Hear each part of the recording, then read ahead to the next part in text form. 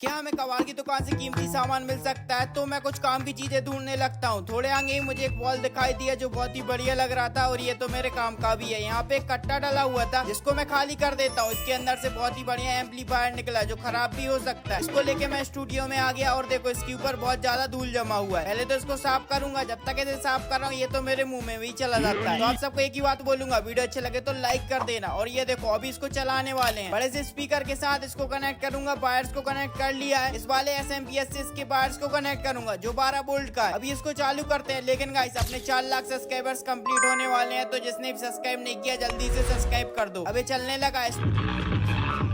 आपको ये चाहिए हो तो ऊपर साइड दिखाई दे रहा होगा, मंगा लेना।